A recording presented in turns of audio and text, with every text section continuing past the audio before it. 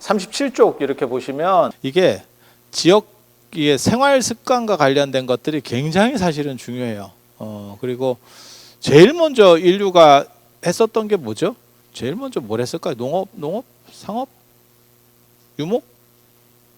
유목했나? 유목? 수렵, 채집 했겠지. 그죠?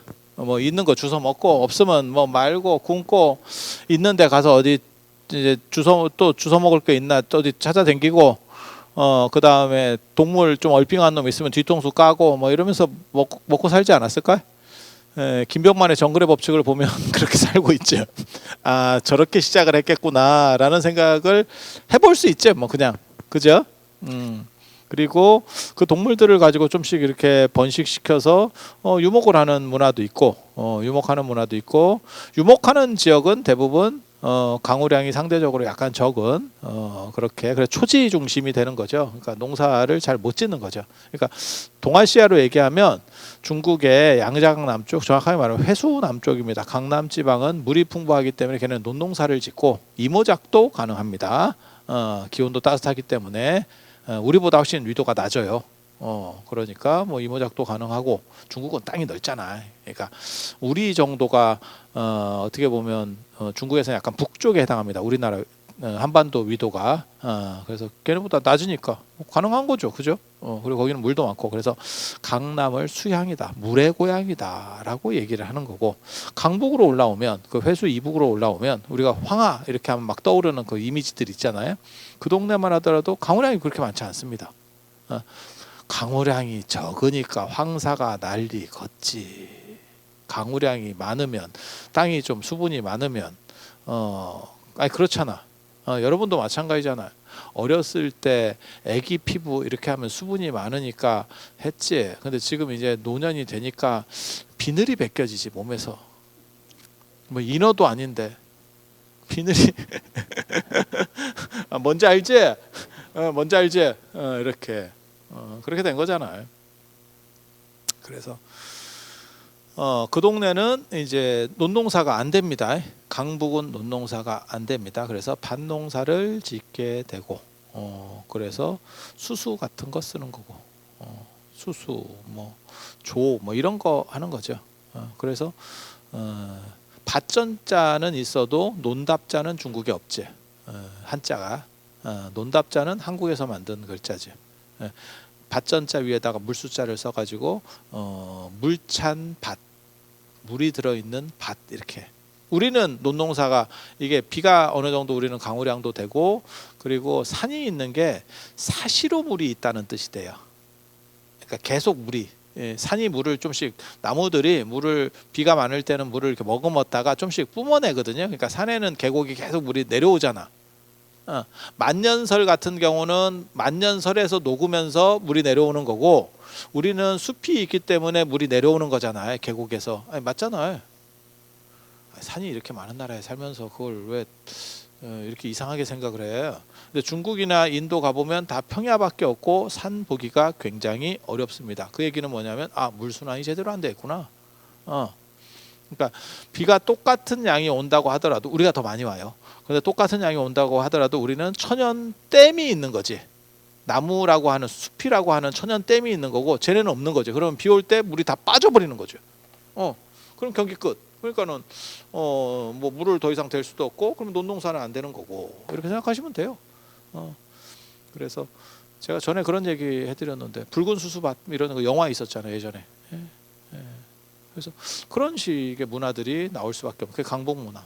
그리고 그 위로 올라가면 만리장성 밖으로 넘어가면 비가 더 안 옵니다. 그래서 거기는 밭농사도 안 되고 풀밖에는 안 자라. 그러니까 초지지 초지. 그래서 유목문화일 수밖에 없는 거예요. 그래서 풀 따라서 짐승들을 데리고 다니는 유목문화. 여러분 생각하실 때면 대표적으로 몽고죠. 우리 딱 하면 떠오르는 유목문화 하면 동아시아 사람들이 딱 떠오르는 몽고, 게르, 파오 이런 거 텐트 같은 거 큰 거 하나 치고 접었다 폈다 하면서 왔다 갔다 하는 거. 그렇게 그렇게 그리고 유목을 한다고 해서 이 사람들이 계속 떠돌아다니는 거 아니에요. 힘듭니다. 텐트 접었다 폈다는 쉬울 것 같아? 물론 뭐 집 지었다 부셨다 보다는 쉽지. 그렇게 얘기하면 안 되고 여러분 이사 다녀보시면 알잖아. 포장이사 돼서 쉬워졌어요. 쉽지 않지. 막상 만만치 않지. 그죠?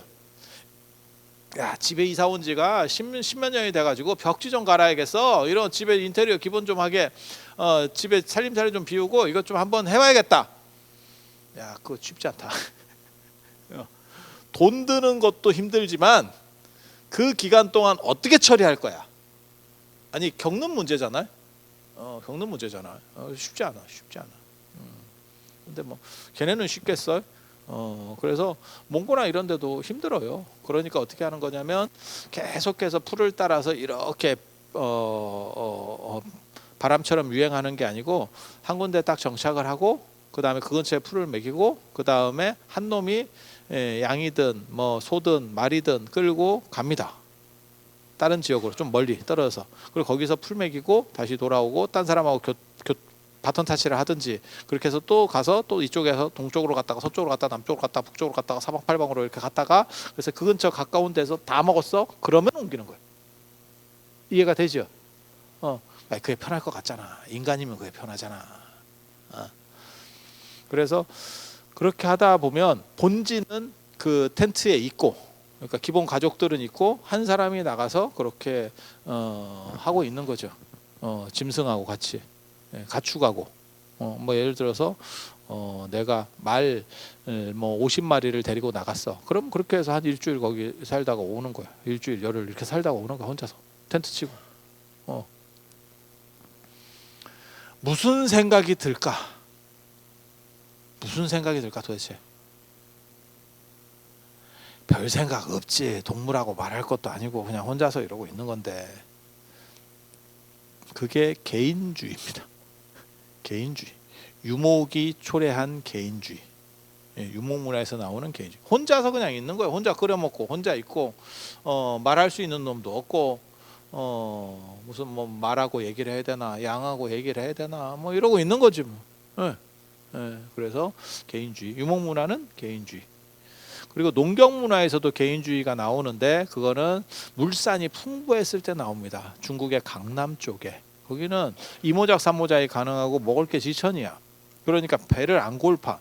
우리나라 위도는 약간 춥기 때문에 1970년대 중후반까지도 보릿고개가 있었습니다. 이 나라에.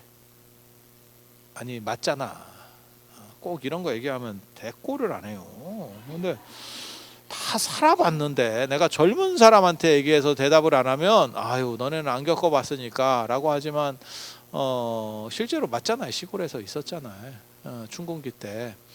그거는 이제 우리나라가 위도가 높아서 약간 춥기 때문에 나타나는 현상이었고 그래서 아이고 쌀이 얼마나 없었으면 예전에 70년대 80년대 초반까지도 뭐 통일벼 그 다음에 저거 뭐야 안남미 정확하게 말하면 안남 베트남 안남미 그래서 이게 약간 이렇게 저 뭐야 군뱅이 같이 생긴 거 좀 큰 거 그죠? 정확하게 말하면 고자리 같이 생겼지. 고자리 압니까? 그 팔이 알스러가지고 이렇게 그냥 하는 거예요? 아니면 재래식 화장실에 가보면 이렇게 기어다니는 애들 이렇게 하얀 애들 이렇게 그냥 재미있자고 하잖아. 그렇게 해서 뭐 날아가는 쌀이 나는 둥, 뭐 찰기가 없다는 둥, 뭐 먹고 나면 배가 꺼진다는 둥, 덜 먹었으니까 배 꺼지지. 지금은 배도 안 꺼져. 쌀 안 먹어도 배 안 꺼져. 왜냐하면 배 안 꺼질 걸 너무 많이 먹으니까 작아도 에너지가 많은 걸 먹으니까. 근데 그때는 먹을 게 없으니까 그냥 쌀로 탄수화물로 막 이따시만큼 채웠던 거지. 그러니까 양은 많지만 사실 에너지가 적으니까 배가 빨리 꺼진 거고. 아니 그렇지 않아요? 지금 제가 늘상 그런 얘기 하잖아. 요즘 사람들은 뭐 안 먹어도 살이 쪄요. 이렇게 안 먹는데 살이 찌겠냐? 뭔가는 먹겠지. 그런데 치매에 걸려서 뭘 먹는지도 기억도 못 하는 거지. 자기가 지금 뭐 저녁을 6시 이후에는 안 먹어요. 네 얼굴이 6시 이후에 안 먹는 사람 얼굴이 아니야. 밥을 안 먹을 뿐이지 다른 걸 먹잖아. 다른 걸 6시 이후에 안 먹는데 그 정도 얼굴이 나오면 왜 이렇게 찔려? 내 얘기야. 그리고 또 제일 그 재밌는 거 있잖아. 애들은 어른들은 그렇게 안 하시는데 애들은 또 독하게 마음 먹고 살 뺀다고 6시 이후에 안 먹다가 참다 12시에 시키지. 최악이지. 12시에 시켜. 12시에. 야, 차라리 일찍 밥 먹어. 그게 나아. 근데 어른들은 그 정도는 안 돼. 왜? 12시 전에 자거든. 그래서 야식 비율이 적지. 그렇게 해서 강남에는 먹을 게 풍부하거든요. 먹을 게 풍부하면 개인화가 됩니다. 물산이 풍부하면 뭐 이렇게 줄 서서 받아 먹을 필요도 없고 그냥 이렇게 되는 거예요. 지금 현재 우리나라가 유목문화가 아닌데 개인화되는 것도 어느 정도 경제력이 올라와서 그래요. 그러면 물산이 풍부하면 이게 개인화가 돼요. 개인화가 돼요. 그리고 한번 개인화되는 거는 쉽게 되돌릴 수 없습니다. 여러분이 어렸을 때처럼 다시 집단화로 살 수 있을 것 같아요? 여러분 어렸을 때 집단적으로 다 사신 거예요. 한 방에서 오골오골 살았고 진짜 대가족이 뭔지를 여러분은 경험한 세대잖아. 맞죠? 어떤 집은 막 4대가 살고 그랬었어. 진짜 4대가 한 집에. 한 방에까지는 아니었고 4대가 한 집에. 그리고 명절 때나 이런 때 걸리면 진짜 뭐 한 방에 엄청 들어가서 있었지. 그리고 꼭 그 큰아버지들은 코를 골아요. 코 골면 늦게 자라 말이야. 근데 코 고는 사람들은 또 머리만 담은 자.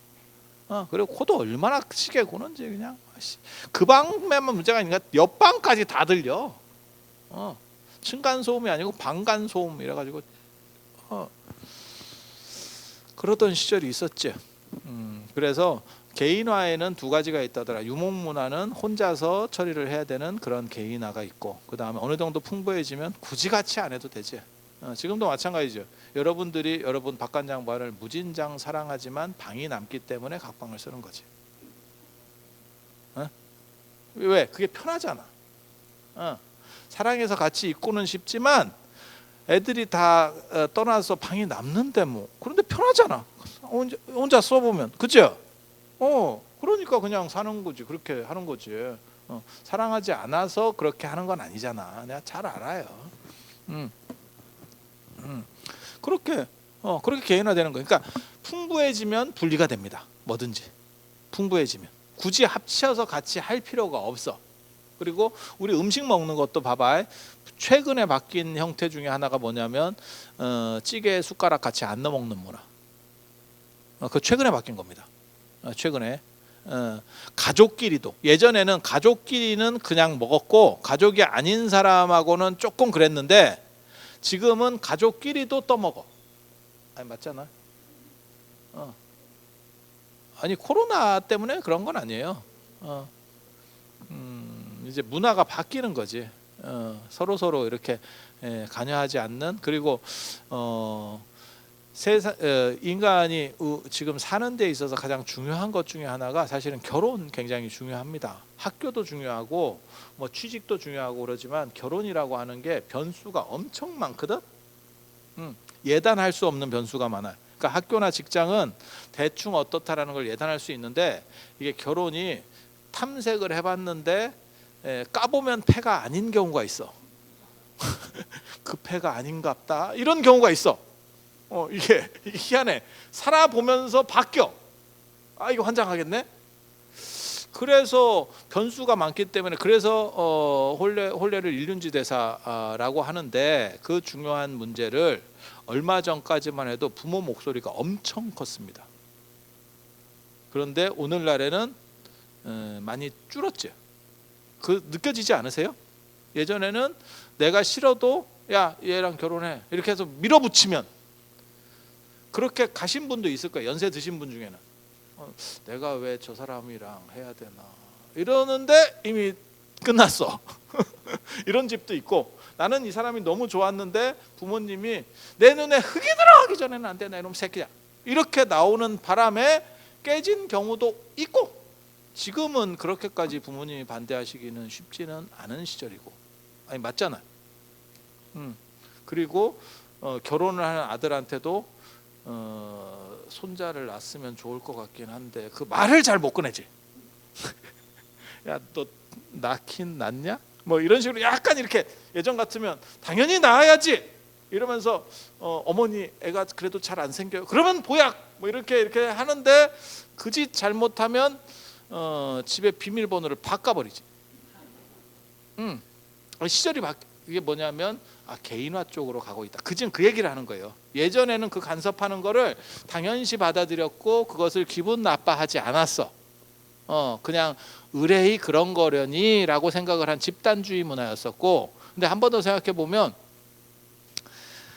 내 자식 낳는 문제를 부모가 관여한다는 거는 최고의 부분을 다 관여하는 거예요. 그러니까 결혼하고 자식 문제를 관여하는 거는 내 인생에 있어서 어떻게 보면 최고 중요한 두 개 아니에요?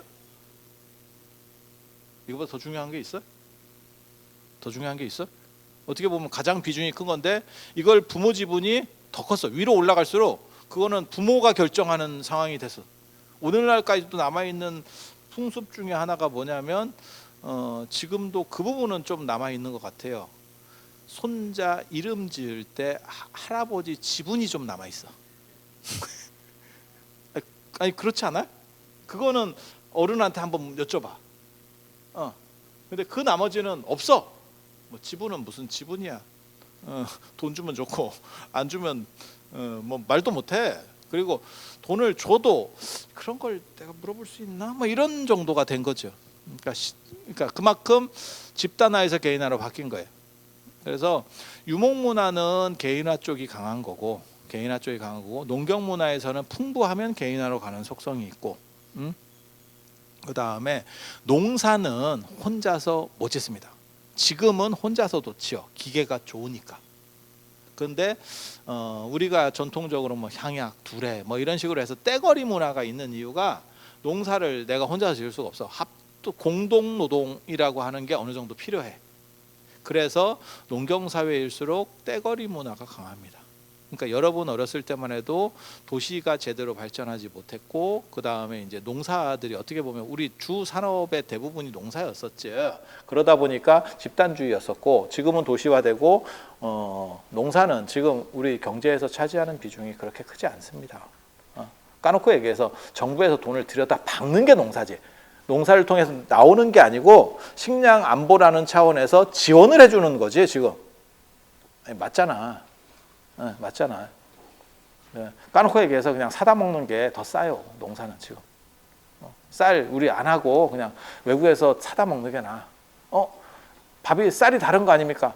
중국이나 뭐 미국이나 이런 데 땅 크게 사가지고 우리 전 국민이 먹을 거 사가지고 그냥 우리나라 쌀 이렇게 그냥 경작해서 우리가 다 갖고 와버리잖아요. 그게 훨씬 쌉니다. 미국에서 지어도 싸. 미국에서 지어도. 왜? 기계로 대량으로 돌려버리기 때문에. 진짜라니까. 품질도 더 안정적이고 더 깔끔하게 나옵니다. 그래도 감히 그렇게 못하는 게 그러면 시골 분들에게 특별한 소득 대안을 줄 수가 없기 때문에. 그래서 지금 이런 식으로 가고 있는 거거든요. 경제적 가치, 합리성만 따지면 제가 말씀드린 게 훨씬 쌉니다. 그래서 그런 정도 생각을 하시면 되고, 그래서 농업에는 집단주의라는 게 있다더라. 그래서 우리가 지금 우리나라에서 제일 많이 쓰는 표현이 우리는 울타리. 그래서 우리 집, 우리은행, 그 다음에 우리나라. 다 우리. 그래서 제가 얘기하잖아. 우주도 우리. 집주. 집이에요. 집. 우리 집이야. 국가. 나라도 집이야. 국가야. 이게. 우주도 집이고 나라도 집이야. 그래서 다 집 안에 있으니까 우리는 삼촌. 지나가는 사람은 아저씨가 되는 거예요. 아저씨가 삼촌에 대한 표현이에요. 아저씨. 이건 오키 버전입니다. 오키 오래간만에 들어보죠. 오키 오래간만에 들어와. 모르면 행복한 거고. 여러분들 아마 생생하게 기억하게 날 거야. 아저씨 이러면서 물론 이게 오키가 떠오르는 게 아니고 이제 조금 나이가 저 덜 된 사람은 원빈이 떠오르지. 아저씨 하면 원빈이 떠오릅니다. 그래서 그렇게 가는 거예요. 아저씨 이렇게 틀립 빼고 다 씹어 먹어주마. 바리깡. 모르는구나. 그 원빈 그렇게. 그리고 서빙은 이모가 해주고, 서빙하고 미용실에 가면 전부 이모들이 이렇게 다 해주시고, 우리 다 가족이에요. 다 가족. 뭐 가족 아닌 게 없어. 그게 집단주의 구조라고 하는 거예요. 그래서 여러분 어렸을 때는 튀는 걸 좋아하지 않아.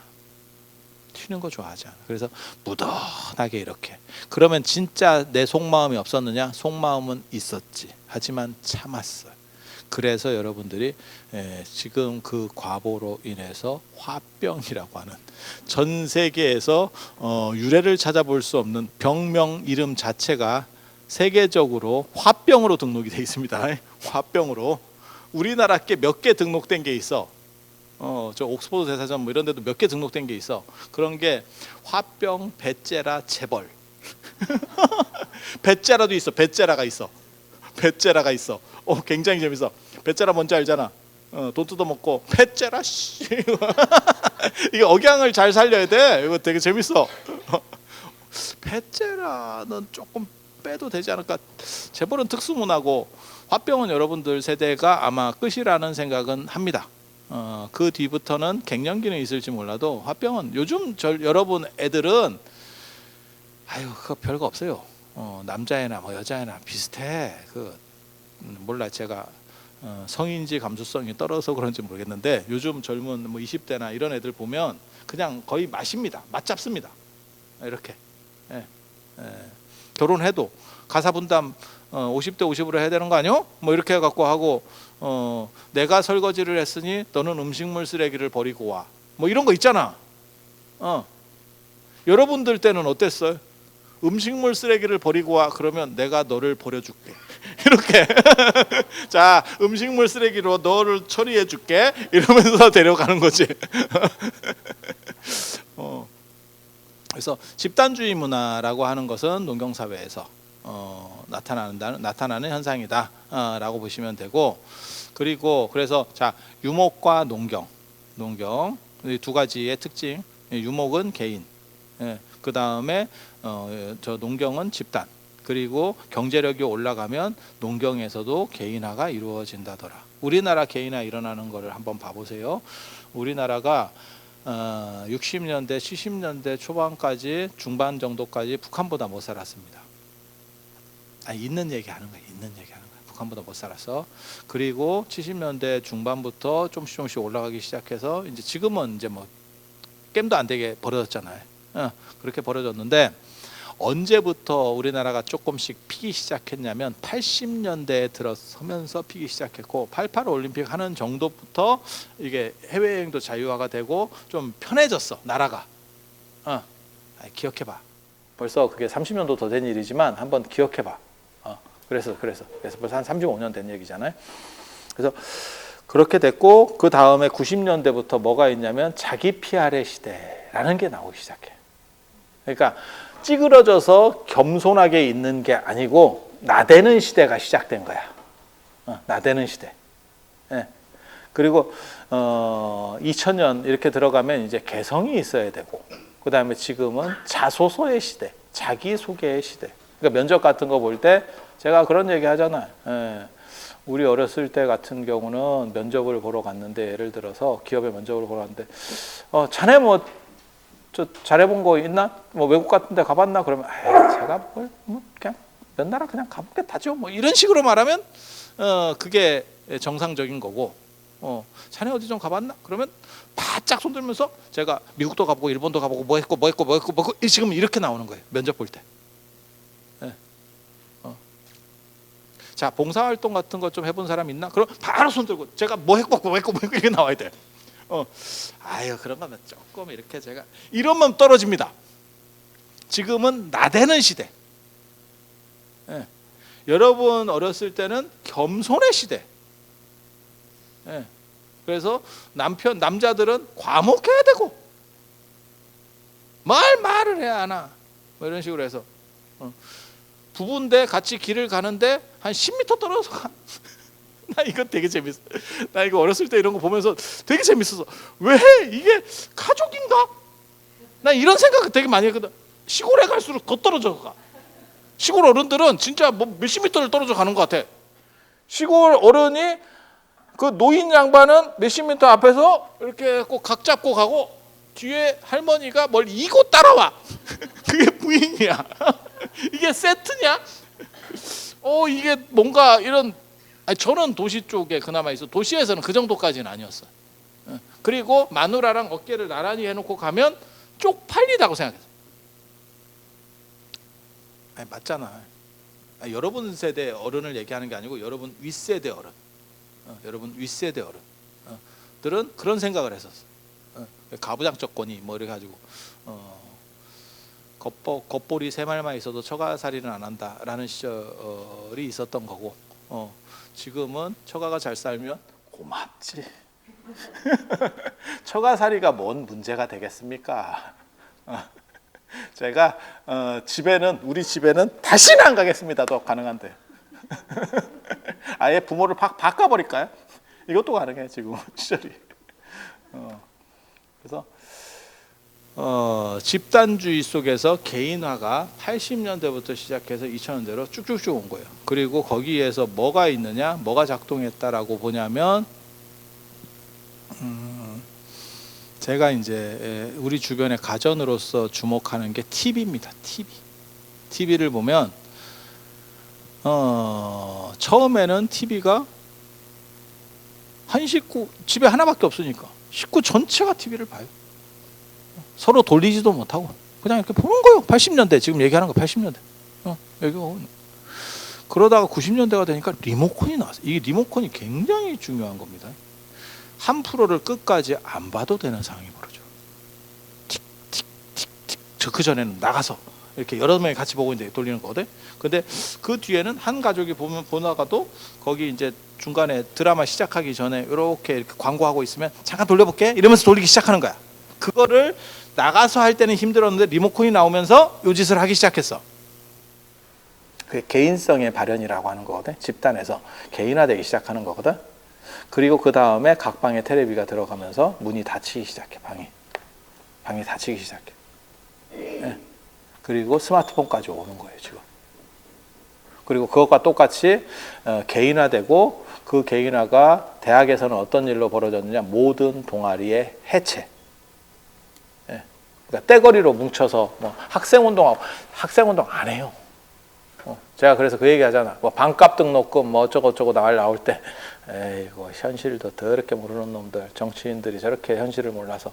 지금은 개인화되어 있기 때문에 반값 등록금을 원하는 게 아니고, 그거 데모할 시간에 그냥 내가 공부해서 나 장학금 받으면 돼. 애들이 그렇게 생각한다니까. 너나 그거 데모해서 반값 등록금 관철시켜. 나는 그냥 공부해서 장학금 받으면 돼. 장학금 비율도 굉장히 높거든요 지금 학교들이. 세상이 바뀐 거야. 세상이 바뀌었어. 그리고 그런 식의 흐름들이 지금 우리 주변에서 80년대부터 해서 지금까지 있었고, 그것이 개인화로 완전히 단절된 거예요.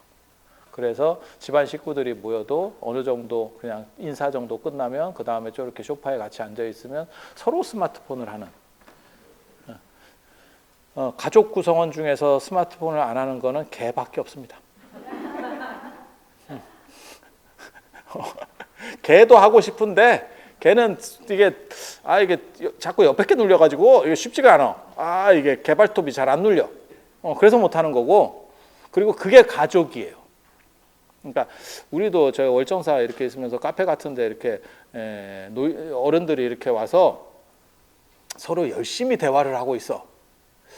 가족이 아닌가? 이런 생각이 좀 들어. 가족이면 조금 앉아 있다가 서로 딴짓을 해요. 대화를 잘 안 해. 그게 정상적인 가족이야. 내가 보기에 애틋하게 뭔가 얘기하면 가족이 아니야. 딸하고 엄마도 마찬가지다. 제가 성지순례 다니면서 이렇게 보면 딸하고 엄마가 다음 날부터 급변합니다. 이렇게 외국에 성지순례를 가잖아, 뭐 3박 4일 가잖아. 정상적인 딸과 엄마의 관계면 그 다음 날부터 세지기 시작해서 올 때쯤 되면 한 번은 무조건 싸워. 그러면 친장갑다. 우리 이렇게 생각하지. 저거 진짜 자식 맞네. 딱 하는 거 보니까 진짜 자식 맞네. 며느리랑 오면 물론 며느리랑 올 일도 없겠지만 며느리랑 오면 며느리만 힘들지. 그렇지만 거기는 깨지지는 않아. 싸우지는 않아. 좀 달라. 좀 달라. 그래서 그렇게 가는 거죠. 그게 가족이에요. 그게 가족. 그래서 우리가 도시화되는 과정에서 전부 개인 쪽으로 나아가게 됐다더라라고 하는 거. 이 개인화가 굉장히 중요한 게 뭐냐면 한국 사회에서는 굉장히 중요한 게 유교를 골로 보냈고 그 다음에 기독교를 골로 보냅니다. 이제 좀 제가 맞나 틀리나 나중에 보세요. 지금은 기독교가 굉장히 큰 것 같지. 저게 지금 계속 집단화를 만드는 거거든요. 그래서 한국 기독교의 성장이 언제냐면 우리나라 개발 시대랑 그대로 맞물려 있어요. 그리고 개인화가 되면 해체가 되기 시작하거든요. 그러면 저 대형 교회들이 난리가 납니다. 절은 상대적으로 강해요. 왜? 덩치가 작거든. 제가 그런 얘기 하잖아요. 10m 높이에서 떨어지면 개미는 아무 문제가 없다. 사람은 죽어요. 등치가 클수록 해체됐을 때, 문제가 생겼을 때 한 방에 갑니다. 한 방에 갑니다. 그래서 개인화의 시대를 맞아서 기독교의 몰락이 훨씬 더 빨리 될 겁니다. 그럼 네가 그걸 어떻게 하느냐? 유럽과 미국이 그랬습니다. 유럽과 미국의 교회들이 그랬습니다. 그리고 기독교에서는 위에 신이 있다는, 누가 나보다 센 놈이 있다는 거, 그거 요즘 젊은 애들 별로 좋아하지 않습니다.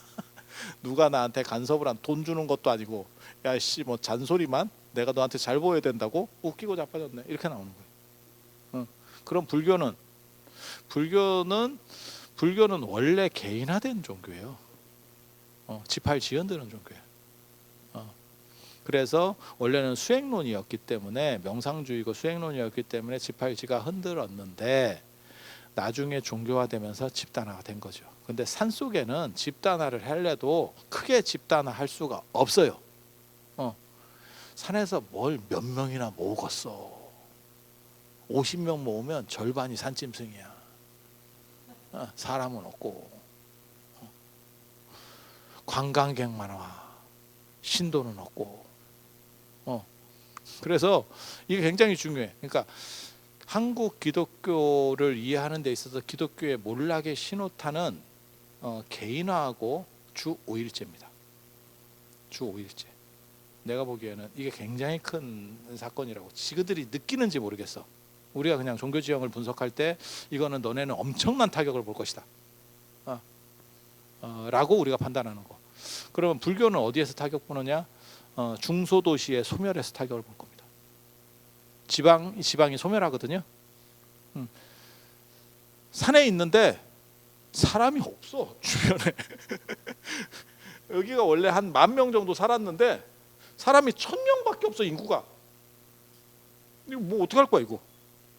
대학하고 똑같은 거지. 방법이 있습니까? 없어. 왜? 애를 안 낳아.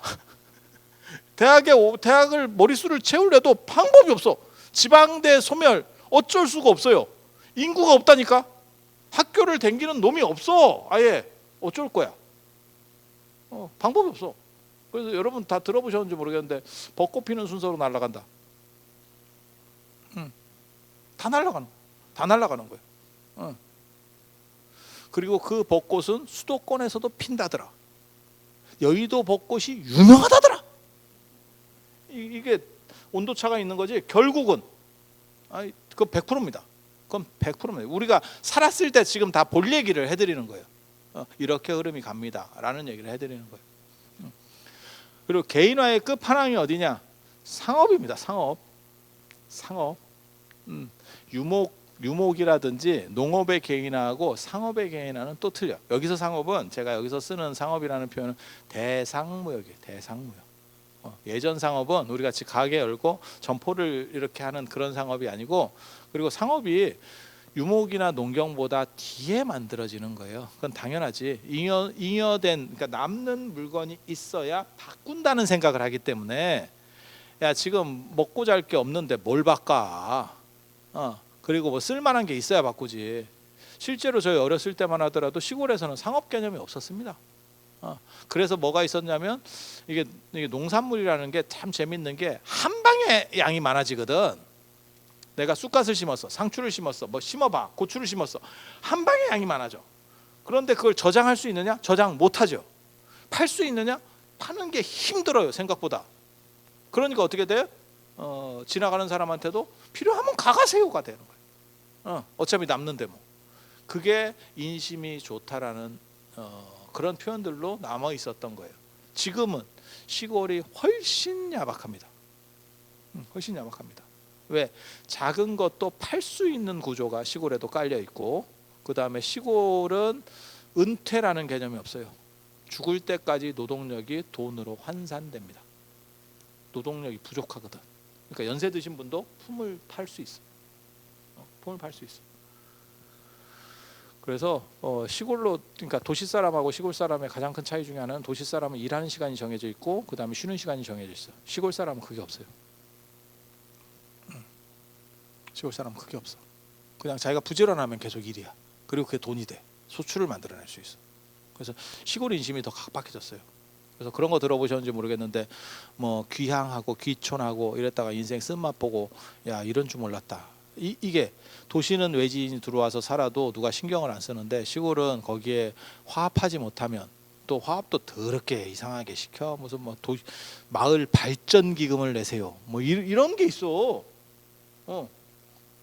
정확하게 말하면 마을을 발전하는 게 아니고 기존에 있던 사람이 N빵을 하는 거지. 한 사람을 뜯어먹어 가지고, 타지에서 온 사람을. 아니 있어요. 진짜 있는 얘기를 하는 거예요. 뭐 이런 거지 같은 일들을 하나 싶을 정도로. 그래서 뭐 인심 좋다는 거는 다 헛소리고, 그런데 예전에 이렇게 대상무역을 하다 보면, 그러니까 결국은 농산물이든 뭐든 뭐 남아야 교역을 하는 거니까, 그걸 물물교환에서 시작됐을 거고, 그리고 상업이라고 하는 것은 거리나 이런 거를 좀 멀리 떨어질수록 더 비싸게 팔 수 있는 거죠. 여기 값어치하고 저희 값어치하고 다른 거죠. 옛날에 그 마이클 셀던 그 정의란 무엇인가요? 그 재밌는 얘기 있었는데, 저기 지금 튀르키예 이번에 뭐 얼마 전에 이름 바꿨잖아요. 지진 난데 터키 예전에. 그 튀르키예 같은 데서 저렇게 지진이 대규모로 나면 제일 먼저 필요한 게, 사람들이 이제 매몰된 거 구출하는 것도 중요하지만 물입니다. 물. 당연하게 물입니다. 밥은 조금 없어도 버티는데 깨끗한 물이 없으면 사람이, 아니 그거 뻔한 얘기잖아요. 그죠? 그래서 생수를 어떻게 공급하느냐가 사실은 관건이야. 그런데 물이 부족해. 몰라, 비행기로 던져줄란가 모르겠는데, 낙하시킬란가 모르겠는데, 누군가는 들어가서 줘야 되잖아. 길도 깨졌고. 그러면 내가 예를 들어서 뭐 삼다수를 하나 갖고 있어. 그건 1,000원이야. 예를 들어 한 병에 1,000원이야. 근데 그 안에 들어가서 내가 5,000원을 불러. 이게 정당하냐에 대한 얘기가 있어. 여러분은 어떻게 생각해? 5,000원을 받아. 이 시기가 5배의 폭리를 취하네. 아니 우리 주변에도 있어. 사실은 이게 여기서만 있는 일이 아니고요. 뭐 예를 들어 설악산에 갔는데 밑에서는 하드가 1,000원이었는데 위로 올라가니까 1,500원이에요. 2,000원이에요. 있잖아. 아니 맞잖아. 있는 얘기를 하는 거예요. 그 값이 정당하냐?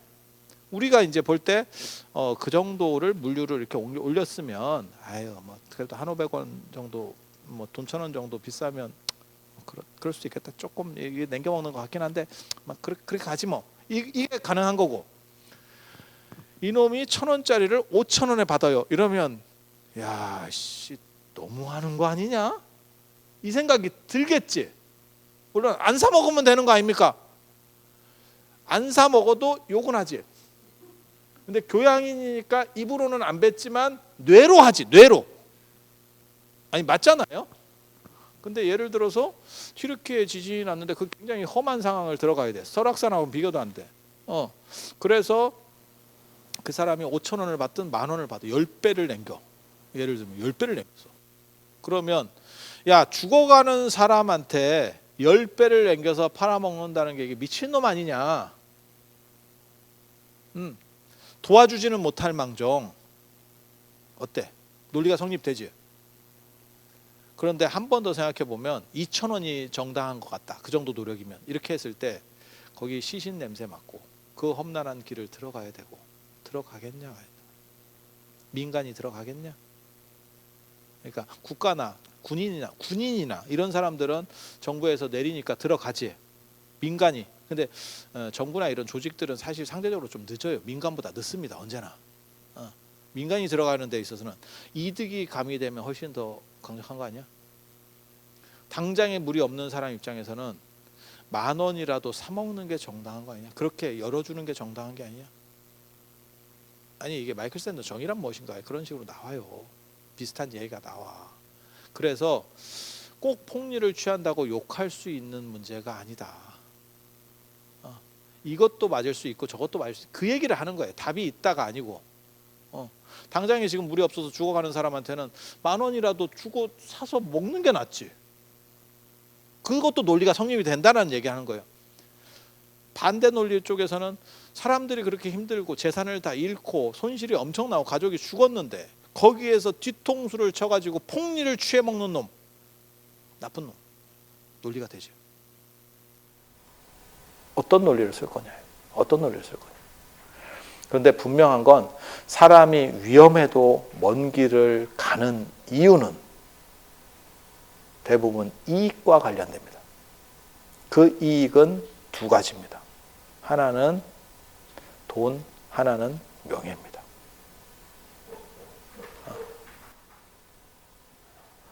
왜 어몽길 대장 이런 분들이 히말라야 14자 등정 이런 걸 했겠어요? 안 힘들어서? 좋아서? 재밌어서? 물론 우리보다는 훨씬 안 힘들고 우리보다는 좋았던 거는 맞을 거예요. 그분들은 그런 게 적성에 맞으니까. 하지만 힘이 안 들 거라는 생각은 없지. 목숨을 걸어야 될 거고 한좌 한좌 올라갈 때마다 분명히 몇 구간에서는 진짜 목숨을 걸어야 되는 상황들이 있을 거고, 그런 분들 그 나중에 인터뷰 보고 이런 거 보면 그거 있잖아. 누가 그거 있던데, 전에 그거 보면서 제가 참 감동했는데, 자기 그 위에 자일박은 떨어져 가지고 앞에 가던 사람이 떨어지는 거예요. 근데 이게 연결돼 있거든요, 로프가 서로. 그래서 그걸 자기가 잡았다는 거예요. 잡으니까 로프가 쫙 당겨가는 거야. 그러니까 장갑을 뚫고 손까지 전부 갈아버린 거야. 그래서 뼈가 나오게 된 상황이 됐어. 그래서 이 사람은 결국 나중에 손가락을 절단합니다. 그런데 그렇게 내가 쥐고 있었기 때문에, 놨으면 이게 갈 뻔됐는데 쥐고 있어서 내가 내 동료를 살렸다. 이 손가락은 그렇게 어떻게 보면 정의로운, 나는 할 만큼 한 손가락이다. 이거 지금 이렇게 됐는데, 그렇게 위험하고 힘든 고비들이 있겠지. 그리고 실제로 죽었다가 그 다음에 찾으러 올게 하면서 묻어주고 오는 경우도 있고, 굉장히 힘들 거 아니야. 근데 왜 하시겠어? 거기에는 여러 가지 의미들도 있지만 명예와 관련된 부분도 일정 부분은 존재하겠지. 상당 부분 그게 존재하지 않을까?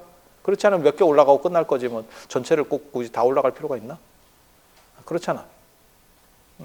몰라, 그냥 생각해 보는 거예요. 예전에 실크로드 대상들이 그 힘들고 험난한 길을, 해초 스님이나 저 현장 스님 기록, 법현 스님 기록에 보면 뭐라고 나오냐면, 나는 그 기록을 너무너무 참 슬프게 진짜 막 머릿속으로 그런 게 막 저도 실크로드를 가보기는 했지만 그 중간 진짜 실크로드는 안 가봤거든요. 초입에 입구까지 이렇게 가다가 진짜 힘든 데는 안 가요. 유적도 없고. 그러니까 뭐라고 나오냐면, 하늘에는 새 한 마리 없고 앞에는 풀 한 포기도 없고 땅에는 풀 한 포기도 없고 어디가 길인지도 모르고, 그러니까 모래밖에 없는 거죠. 어디가 길인지도 모르고 방향도 모르겠고 아무것도. 귀신 오는 소리만 들리는 것 같고, 모래에 바람에 세게 불면 모래가 울어요. 이렇게 떨어. 그걸 이제 명사산 할 때도 마찬가지인데, 그렇게 하는 걸 옛날 사람들은 귀신 소리라고 생각을 한 거야. 요게 이해가 되시죠? 거기에 힘들게 막 덥고 물 이렇게 마시면서 가는 그런 상황인데 막 몸 다 터져가지고 가고 있는데, 왜냐면 너무 건조해서 이게 터지거든요. 우리 옛날에 입술 건조하면 터지듯이 이게 터진다고. 그렇게 떡져가지고 가고 있는데 뭐라고 써 있냐면, 땅 위에 백골이 쪼록 길을 열고 있대. 그게 왜 그러냐면, 대상들이 낙타를 타고 쭉 가다가 모래바람이 불어가지고 집채만한 모래바람이 덮쳐버리면 그 상태로 사람이 죽는 거예요. 낙타까지 피하지도 못하고 너무 큰 게 이렇게 덮쳐버리면, 그 뒤에 바람이 다시 불면 그게 드러나는 거야. 그러면 그 뼈만 쫙 깔린다는 거야. 이해가 되시죠? 뼈가 시체들이, 그러니까 쉽게 어떻게 말하면 백골이 깔려 있는 건데 무섭지. 근데 나는 그것을 이정표로 삼아서 가야 되는 거야. 그나마 그게 보여서 기쁜 거야. 길은 최소한 안 잃었지. 야, 그거 생각해 보면 엄청 섬뜩한 거야. 그리고 며칠 가면 됩니까? 아니. 야, 그 길이 며칠 간다고 해결될 길이 아니야. 아, 그거 아니야. 중간에 주막 있고 없어. 그냥 쉘이 가는 거야. 쉘이. 그것도 잠깐 정신에 까닥해갖고 방향 한 1도만 틀어지면 너 오아시스 없는 데로 간다. 며칠 지나면 오아시스가 도착해야 되는데 1도만 틀리면, 각도가 1도만 틀리면 끝입니다. 지형지물이 있으면 그 지형지물을 보고 사람이 길을 안 잃어. 사막이나 황야에서는 미치지. 뭐가 있어? 아무것도 없다. 그 사람들이 그렇게 힘들어도 간 이유는 돈입니다. 돈입니다. 물론 구법승들이 간 이유는, 실크로 대상들이 간 거는 돈이고, 구법승들이 간 거는 공부를 해서 깨달음을 얻으려고 간 거고, 그건 약간 다르지. 하지만 다 어떠한 목적과 이익에 관계된 거지. 돈이라는 이익이냐, 깨달음이라는 이익이냐, 명예라는 이익이냐의 차이지. 그리고 그렇게 먼 길을 움직일수록 상업에서는 이윤이 더 큽니다. 당연한 얘기죠. 그리고 거기에는 정보가 필요해요. 멀리 갔는데, 야, 튀르키예에 물 부족한 것 같아. 그렇게 해서 내가 물을 이참에 내가 1,000원짜리를 10,000원을 받아야지 라고 갔더니, 정부에서, 유엔하고 정부에서 비행기로다가 물부터 떨어뜨린 거야. 물밭이야.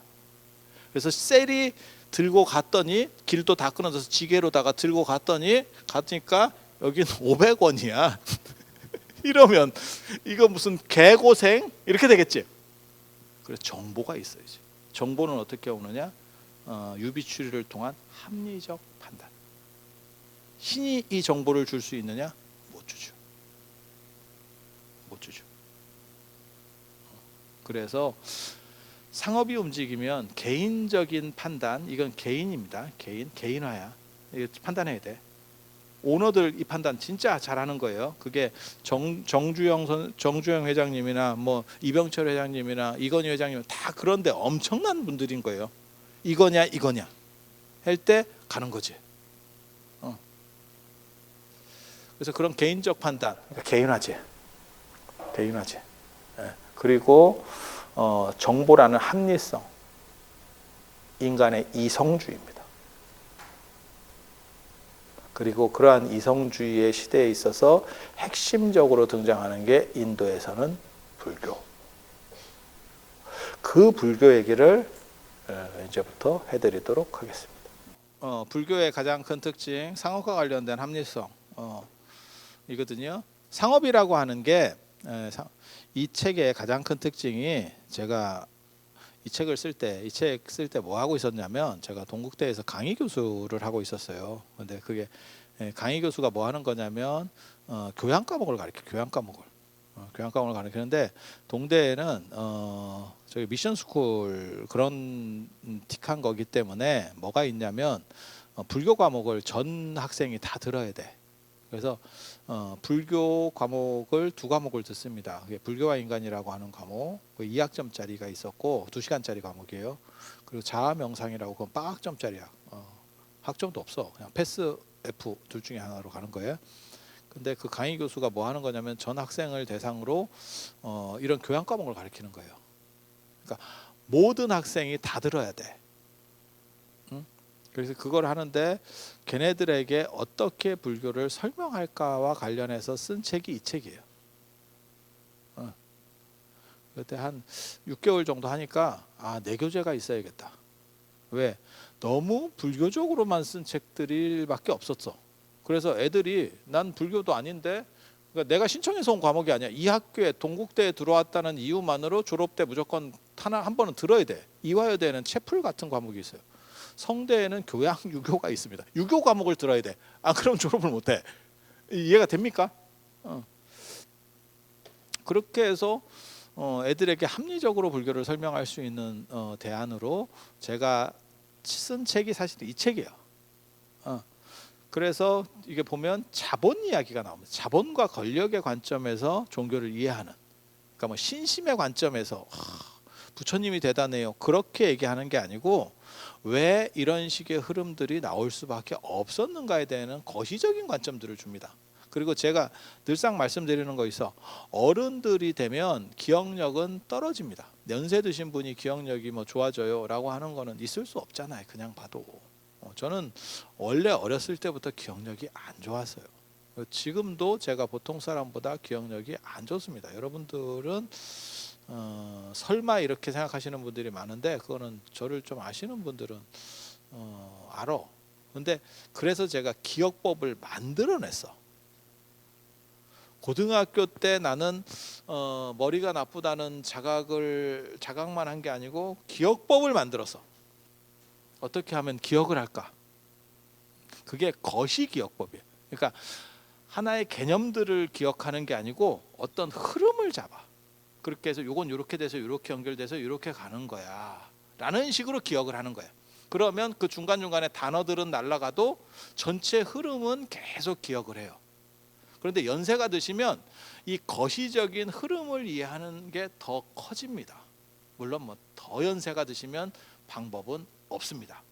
까놓고 얘기해서 그런데 젊었을 때는 단타적인 기억, 그러니까 개념과 관련된 아니면 단어와 관련된 것들을 기억하는 힘이 좋고, 조금 더 어른이 되면 이 연결하는 관계성과 관련된 기억이 좋아져요.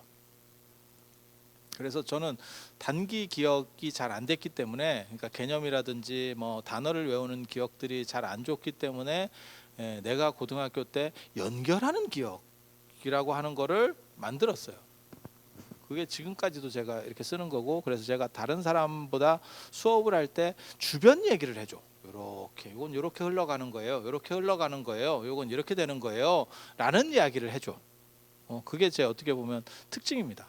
그리고 불교도 부처님만 진짜 잘해서 다 됐을까? 스티브 잡스가 스마트폰을 만든 건 맞지만 스티브 잡스 혼자 해서 저렇게 됐을까? 이 생각을 하는 거예요. 그거는 세상에 요청이 존재했다라고 생각하는 거예요. 세상에 어떤 요청, 시대적 요청, 시대적 과제, 시대가 나를 부른다. 시대 정신이 나를 요청하고 있어. 근데 나는 요청을 안 하더라고. 그게 이제 문제지. 거기에 숟가락을 얹으면 마치 바람 부는 데서 연을 날리는 것처럼 졸아도 연이 뜹니다. 여러분 어렸을 때 연 날려 보셨어? 바람 안 불면 동네를 진짜 뒤지게 뛰어댕겨야 돼. 땀 연이 나르는 게 아니고 내가 나를 것 같아. 아니 그거 해보신 분은 아셔. 들고 뛰어봐. 그런데 이게 바람 불면 진짜 연을 묶어놓고 밥 먹고 온다니까. 나 밥 먹고 올게. 너 잠깐 여기 있어. 이러고 갔다 와. 그대로 있어. 아니 내 말이 맞다니까. 해보면. 그래서 이게 숟가락을 잘 얻느냐 굉장히 중요해. 저는 정주영 회장님이 오늘날 태어났으면 안 됐을 거라고 생각합니다. 그 어른은 그 시대였기 때문에 된 거예요. 아니 그 어른을 폄하하는 건 아니에요. 폄하하는 건 아니에요. 오늘날은 사회가 안정되면서 학력이라는 것도 중요하고 기본 진입장벽이 높아졌어요. 그래서 그런 어른 같은 경우에는 머리가 좋아도 못 올라갑니다. 못 올라갑니다. 그래서 뭐 레리 페이지가 무슨 뭐 차고에서 시작해서 뭐 구글을 만들었어요. 알파벳, 네, 구글을 만들었어요. 뭐 이런 거 얘기할 때도 보면 걔네들 다 머리 좋은 애들이에요. 돈이 없었을 뿐이지. 근데 정주영 회장님 같은 경우도 머리는 좋지만 학력이 안 되잖아. 그러면 아예 시작 자체가 안 돼. 진입장벽 지금 자체가 안 돼. 네, 지금 초등학교 나와서 뭘 할 수 있을 것 같아? 아무것도 못해. 아무것도 못해. 아직 그분의 그 위대성을 뭐 떨어뜨려서 폄하해서 하는 얘기는 아니에요. 다 그분의 시대가 있었다를 말씀드리고 싶은 거예요. 박정희 대통령도 마찬가지지. 그 시대였기 때문에 가능한 거지. 지금은 쉽지 않았을 거예요. 전두환 대통령도 마찬가지고. 지금 쿠데타 일으키면 지금은 쿠데타가 가능하지도 않을 뿐더러 뒤집어지죠. 거꾸로 오히려 뒤집어지죠. 그래서 그때는 좀 우리가 좀 약간 얼빙해 있었지. 그러니까 이렇게 하면 그런가 이렇게 했었던 거지. 생각해 보면 되게 재밌어요. 박정희 대통령이 쿠데타 일으켰을 때가 40대일 걸? 제가 정확하게 기억은 못 하는데 40대일 걸요? 여러분은 뭐 했어? 이것도 공격적인 거 한번 들어갑니다. 여러분은 그 나이에 뭐 했어? 한참 애 키우고 집 만든다고 힘들었지? 집 한 칸 마련한다고. 더 웃긴 건 요즘 젊은 애들 40대 뭐 하고 있어? 여러분보다 더 하네. 여러분보다 더 하네. 아니 그런 생각 안 해보셨어요? 이거 참 재밌어. 그래서 제가 그런 얘기 하는데 4.19 혁명 때 그 혁명의 주체가 고등학생이었어요. 대학생이었습니까? 아닙니다. 고등학생이었습니다. 80년대 민주화 운동하고 90년대 초까지 민주화 운동 대학생이었습니다. 지금 대학생 애입니다. 정신 못 차리고 있죠. 그렇지 않아? 야, 세상이 이렇게 바뀌어. 그래서 각 시대적 요청 구조라는 게 존재하고 그것을 통해서 이해했을 때 오히려 내용을 선명하게 볼 수 있었다. 라는 이야기를 이 책에서 하는 거예요. 그리고 돈은 염라대왕도 부린다 이런 얘기 들어보셨어요? 염라대왕도 돈으로다가 이게 매수가 될 수 있다 이런 얘기 들어보셨어요? 처음 들어보셔? 이런 걸 못 들어봤다고? 그래서 돈이라는 걸 사람이 제일 좋아하죠. 돈 싫은 사람 있어요? 왜 돈을 좋아하지? 그 생각 해보셨어요? 왜 돈을 좋아할까? 그거는 몇몇 가지를 제외하고는 돈으로 다 커버가 됩니다. 여기서 몇몇 가지라는 건 뭐냐면 늙음, 죽음 이런 몇몇 가지 탈모도 안 되는구나 돈으로. 제가 얘기하잖아. 탈모가 돈으로 해결됐으면 제프 베이조스는 탈모가 아니었겠지. 제가 예전에 그런 얘기 해드렸는데 나는 전두환 대통령을 보고 탈모가 치료가 안 되는구나라는 걸 알았고 좀 더 컸을 때는 고르바초프 러시아 서기장 소련 서기장을 보고 탈모가 아직도 치료약이 없구나라는 생각을 했고 이거 되게 재밌는 거예요. 그리고 제프 베이조스를 보고 아마존 회장이잖아. 회장은 아니지. 미국 같은 데는 이제 대주주일 뿐이지 이건 놨을 거예요 아마. 그분이 전 세계에서 몇째 안 가는 부자인데 진짜 한 가닥 땅 1,000만 원이 아니라 1억을 심어도 심을 수 있는 사람이에요. 1억으로 심어도 심을 수 있다니까. 1억으로 심어도 이게 한 달 이자도 안 될 걸 그 사람 재산의 한 달 이자도 안 될 걸. 그래서 돈으로 안 되는 게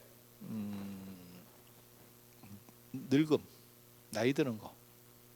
그 다음에 죽는 거, 탈모. 탈모가 이 정도로 세구나. 그 외에는 거의 대지. 거의 대다수는 되죠. 많으냐 적으냐에 따라 차이가 있을 뿐이지 실제로 되죠. 그렇지 않을까? 그러니까 돈으로 하면 돈은 귀신도 부린다. 뭐 이런 얘기도 있고. 그래서 돈이라고 하는 게 진짜 잘 움직여요. 제가 그런 얘기 하거든요. 아니 여기 수업 들어오기 전에도 그런 얘기를 했어요. 여기 담당하시는 분하고 이제 제일 힘든 게 이런 교양대학에서 만들 때 이게 학교 수업보다 어렵습니다. 여러분은 어떻게 들으시는지 모르겠는데 가르치는 사람 입장에서는 학교 수업보다 훨씬 어렵습니다. 이유가 뭐냐? 학교 수업은 학점이 걸려 있기 때문에 도망가지 못합니다. 여러분은 조금만 잘못하면 집에 가버립니다. 그럼 오라 그러면 전화하잖아. 나 무릎 아파서 못 가겠어요. 이러면 끝이야. 그럼 낸 거 띄는 거 아닙니까? 그게 뭐 큰 돈도 아닌데 뭐 잃어버리면 끝이야. 아니 맞잖아. 대학이나 대학원하고는 완전히 달라요. 그래서 대학에서 수업을 하면 제일 쉬운 수업이 대학원 수업이에요. 계기드식입니다. 그리고 두 번째로 쉬운 게 학부 전공 수업이 쉽습니다. 그건 다 전공이니까 아는 애들이거든. 그리고 제일 어려운 게 교양 수업이에요. 어중이 떠중이 다 들어와. 그리고 이거보다 어려운 게 아까 얘기한 내가 이걸로 수업했었던 듣기 싫은 놈도 들어오는 의무 수업이에요. 내가 이걸 왜 들어야 되나 이러고 있어 애가. 그래서 시험을 보잖아. 그러면 이놈이 뭐라고 시험지에 써놓냐면 우리 아버지가 목사인데 내가 학교를 어떻게 오다 보니까 이 학교에 와서 내가 이 수업을 왜 들어야 되는지를 모르겠어요. 나도 미치겠어요. 이렇게 써놨어. 진짜 지도 힘들지. 그러면 나는 안 힘드냐? 나는 그런 놈을 놓고 수업을 해야 되면 나는 안 힘들겠어? 나도 미치지 서로. 그게 난이도가 제일 높은 수업이고 여러분 수업도 상당히 난이도가 높습니다. 왜? 집으로 가. 그런데 막상 이거를 집행하는 이 구조를 짜는 사람 입장에서는 강사 구하기가 굉장히 어려워요. 이 사람 채워 넣는 것도 어려운데 강사 구하기가 진짜 어렵다고. 왜? 어느 정도 이상 사람을 땡겨갈 수 있는 선생 찾기가 어려워요. 그래서 내가 그런 얘기 하거든. 우리가 배울 때는, 우리가 수업을 들을 때는 목정매 선생님이나 이렇게 동대 교수들이 다 한가닥 하는 선생님 전국구였었어요. 근데 지금은 동대 교수 중에서 전국구가 빵명입니다. 교수가 누군지도 몰라. 교수가 누군지도 몰라. 수준이 그렇게 떨어진 거예요. 전국적으로 이름이 날 정도의 강사가 아니라는 얘기예요. 한마디로 얘기해서. 이해가 됩니까? 왜 그렇게 몰락했느냐? 그거는 공부하는 사람에게 자본이 지원될 수 있는 구조를 안 만들어줬기 때문이죠. 좋아서 하는 놈은 하는데 그 좋아서 하는 사람이 힘든 상황이라고. 그냥 까놓고 얘기하면 내가 여기서 이런 수업을 하기 위해서 어떤 일이 벌어지는 거냐면 최소한 박사는 받아야 되고 그러면 한 10년은 공부했다는 얘기잖아.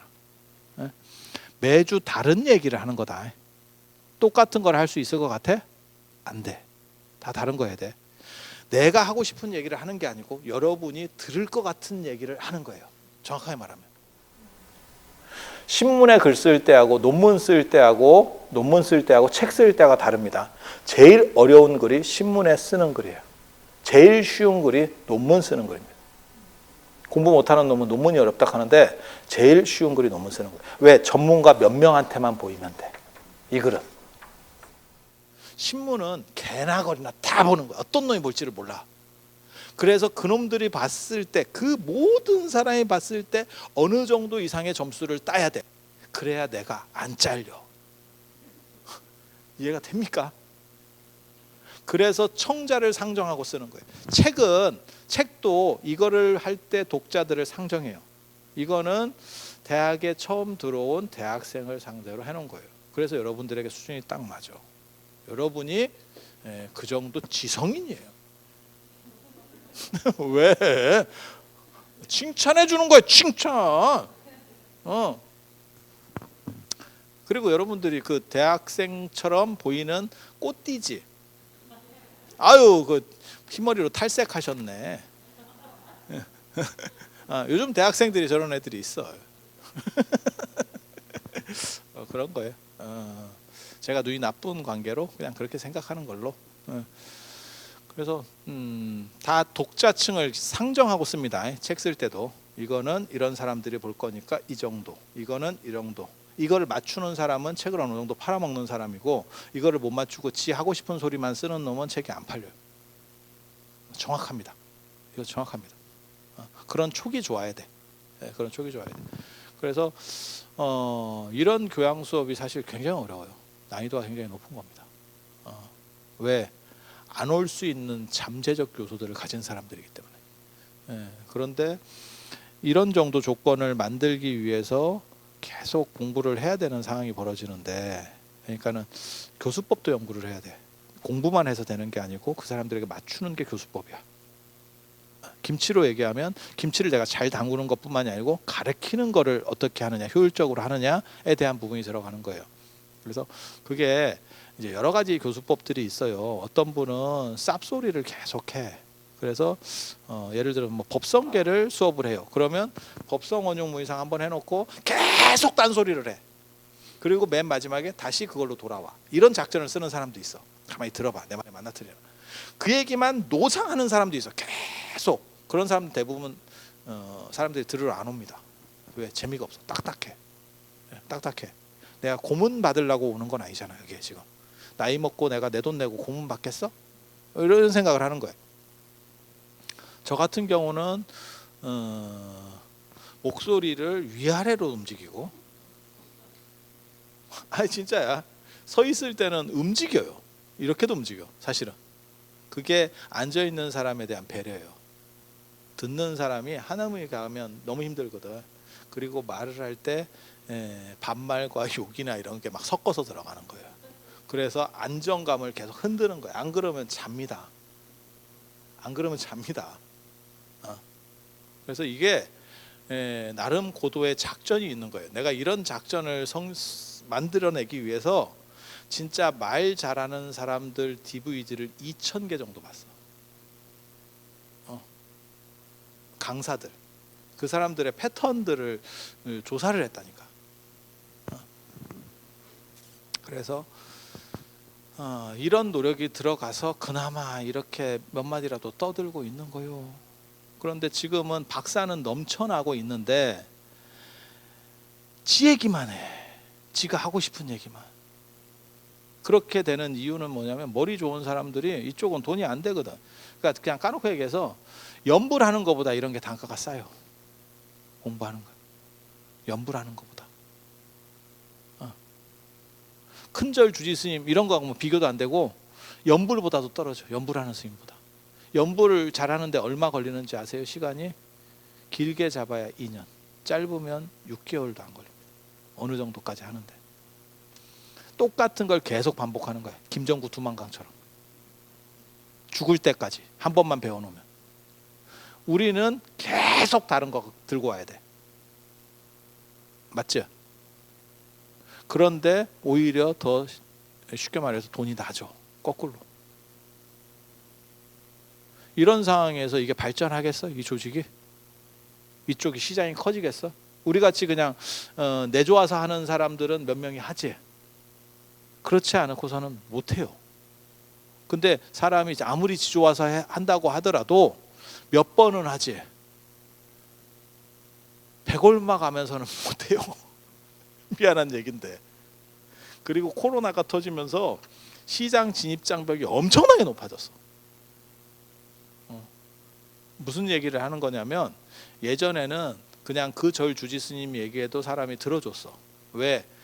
별로 들은 게 별로 많지 않기 때문에. 근데 코로나가 터지면서 전부 SNS로 그다음에 그 인터넷으로 들어가다 보니까 잘하는 놈 걸 계속 듣게 된 거야. 이놈 것도 듣고 저놈 것도 듣고 이렇게 듣게 된 거야. 그러니까 우리 스님 거 들어보면 정감 있어. 이렇게 되는 거지. 상황이 그렇게 되는 거예요. 그래서 새로운 사람이 들어오기는 점점 어려워졌고, 그 다음에 이게 먹고 살 게 제대로 안 되니까 이거를 계속 꾸준히 할 사람이 거의 없는 거예요. 그래서 교육시장이 지금 파탄이 나는 거예요. 불교 교육시장이. 너무 안타깝지. 그래서 저도 굉장히 비극적이라고 생각을 합니다. 그런데 저는 뭐라고 예전부터 얘기했냐면 제가 철학과 출신인데 앞으로 철학의 시대가 온다. 내가 그 대학 다닐 때부터 그런 얘기를 했다고. 왜? 인간이 오래 살면 과학에만 의존해서는 살 수가 없다. 철학과 종교의 시대가 온다. 인문학의 시대가 온다. 왜? 안 변하면서 계속 내 정신을 도야할 수 있는 게 필요하거든. 기계 같은 건 있잖아요. 바뀌면 테레비도 마찬가지예요. 테레비 같은 거 바뀌고 저도 지금 전자칠판을 하나 사야겠다 이랬는데 뭐 사야 될지를 나 잘 모르겠어. 왜? 안 써봐서 머릿속에 감이 없는 거야. 그러면 사서 써보면 되는 거 아닙니까? 비싸. 이것이 살라니까 300, 400, 500이야. 그러니까 그냥 질렀다가 하나 더 사야겠네. 이거는 쉽게 잘 안 돼.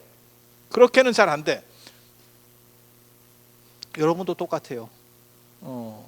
기계라고 하는 거는 자기가 익숙한 정도 수준에서 더 이상 발전하지 않아. 기계가 발전해도 핸드폰 생각하시면 돼. 여러분이 쓰는 기계만 쓰잖아. 제가 그런 얘기 하잖아. 여러분은 핸드폰을 모독하면서 살고 있다. 핸드폰 능력이 100이면 여러분은 한 5% 쓸걸?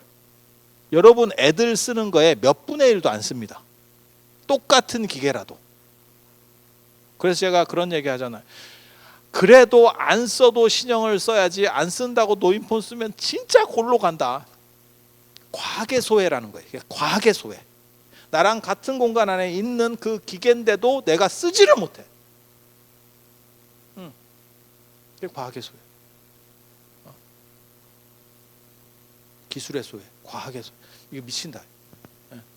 그래서 어떻게 해서든지 따라가려고는 해야 돼. 돈이 들더라도 안 죽을 거면 최신을 유지하면서 계속해서 가야 돼. 그런데 정신력으로는 그렇게 따라가다가 보면 허덕여서 못 가요. 그래서 결국 뭘 가게 되냐면 철학이나 인문학이나 종교 쪽이 다시 부각될 거다라고 제가 예언을 한 거였어. 왜?